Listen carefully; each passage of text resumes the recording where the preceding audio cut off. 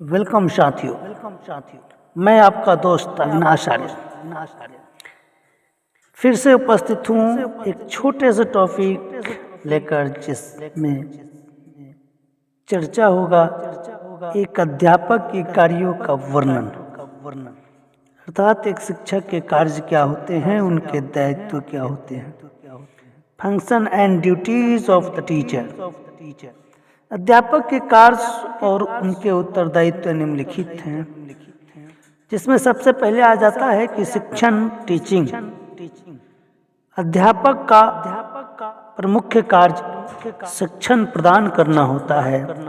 उनको ऐसा विषय पढ़ाना चाहिए जिसमें उनको विशेष रुचि हो, निपुणता हासिल हो, निपुण हो, उसमें दक्ष हो। यह उनका उत्तरदायित्व है कि वह विषय का अध्ययन करें, नए नए शिक्षा के ढंगों को, तरीका को खोजें, शिक्षा संबंधित सहायक साधन यानी कि टीचिंग आइडियाज को एकत्रित करें, घर के कार्य की योजना बनाएं और छात्रों को सीखने के लिए प्रेरित करें। दूसरा है निरीक्षण। शिक्षक का दूसरा कार्य निरीक्षण है, सुपरविजन। अध्यापक को कई कार्यों का निरीक्षण करना चाहिए। पहला, विद्यार्थी को प्रतिदिन उपस्थिति तथा समय पर पहुंचना। दूसरा कि गृह कार्य का निरीक्षण।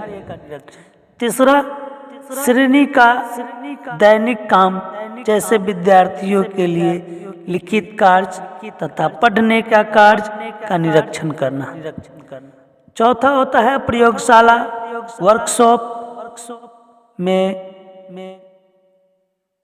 हस्त कार्य। पांचवा होता है सहगामी क्रियाएं। छठा, स्कूल में अनुशासन पैदा करना। और सातवां, छात्रावास संबंधित कार्य। शिक्षक के तीसरे सबसे प्रमुख कार्य होता है संगठन करना, ऑर्गेनाइजिंग करना। उनको पाठ्यक्रम तथा सहगामी क्रियाओं का संगठन करना तथा बच्चों के लिए निर्देशन और पुस्तक पालन के काम का प्रबंधन करना चाहिए। उसको उत्सव का प्रबंधन करना, शिक्षा की गतिविधियों, परीक्षाओं तथा अन्य महत्वपूर्ण क्रियाओं का ध्यान रखना चाहिए। उनको स्कूल के बहुत से साधारण कार्यों में भी एक व्यवस्थापक के रूप में कार्य करना चाहिए। पहला, छात्रों को बैठने का प्रबंध करना, स्कूल के अहाते यानी कि कैंपस का संगठन। तीसरा, फर्नीचर का वितरण। चौथा, टाइम टेबल की तैयारी। पांचवा, स्कूल संबंधित धन का बजट बनाना। और छठा, स्कूल कैलेंडर की तैयारी। चौथी प्रमुख बात होती है कि मूल्यांकन तथा अभिलेख रखना, इवोल्यूशन एंड रिकॉर्डिंग। मूल्यांकन का अर्थ काफी विस्तारपूर्ण है, जिसमें बच्चे के सारे व्यक्तित्व का अनुमान लगाया जाता है और यह ऐसी परीक्षाओं से काफी अलग है जिसमें केवल बच्चों की पढ़ाई से संबंधित एकेडमिक नॉलेज की ही परीक्षा ली जाती है। अध्यापक को मूल्यांकन के विभिन्न ढंगों का पता होना चाहिए। मूल्यांकन के परिणाम का पूरा अभिलेख, रिकॉर्ड भी रखना चाहिए। इस प्रकार उनको विद्यार्थी के बारे में, उनकी रुचियों, भावनाओं, सफलताओं का काफी ज्ञान हो सकता है। इसके आधार पर ही वह बच्चों को लाभदायक एवं आवश्यक निर्देश देने के योग्य हो सकते हैं। अध्यापक को स्कूल के निम्नलिखित अभिलेख भी रखने की आवश्यकता होती है। जैसे एक नंबर में आता है उपस्थिति रजिस्टर, दूसरा प्रवेश तथा स्कूल छोड़ने की रजिस्टर, तीसरा क्रियाओं संबंधित रजिस्टर, चौथा मूल्यांकन का रजिस्टर, पांचवा कार्यालय के अन्य रजिस्टर।